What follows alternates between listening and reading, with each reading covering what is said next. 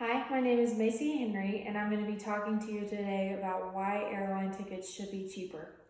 Most of us have flown before and know that it takes time, planning, saving, all of those things, and most of us can't just fly at the drop of a hat. It's something that you have to kind of work towards.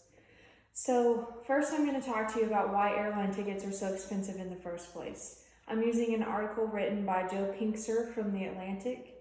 So there's not much competition when it comes to flying. There are maybe 3 to 4 airlines, and those airlines, because there are so few of them, kind of charge what they want to because they know that we're going to pay the price because we have to fly. So the less competition means the less need for cheaper prices. The price of fuel has increased. In 1996, it was 55 cents a gallon. Now it's $1.95. Taxes and fees have increased. If you look at your airline ticket, over half of what you pay is only taxes and fees. And there's fewer planes. So fewer planes, less competition, fuller planes. We know that whenever we fly, the majority of planes are completely full.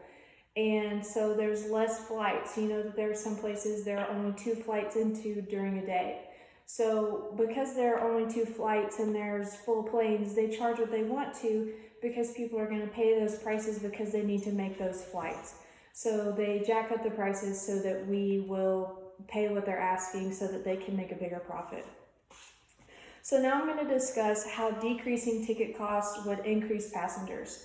So most travelers are for business, meaning that they're going to conferences or something, a meeting, something like that. And so the company is paying for those tickets.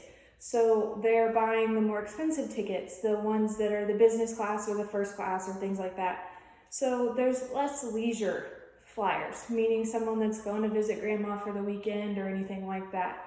They're mostly people that are traveling for business. So decreasing ticket prices would increase in leisure travel, meaning more people would be willing to fly over the weekend or something like that because it's easier and it doesn't cost you as much.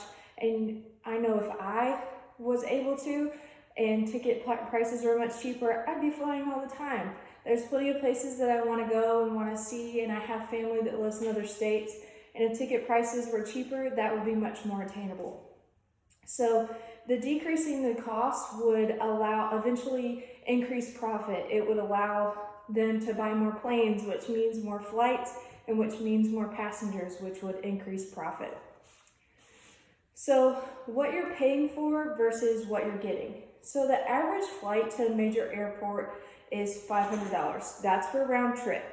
The average is 100 passengers per flight, and so airlines are making $50,000 per round trip flight.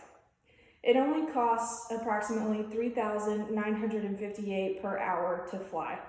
So whether it's a 2-hour flight or a 4-hour flight, that's a really big profit that these airlines are making off of just one flight per day.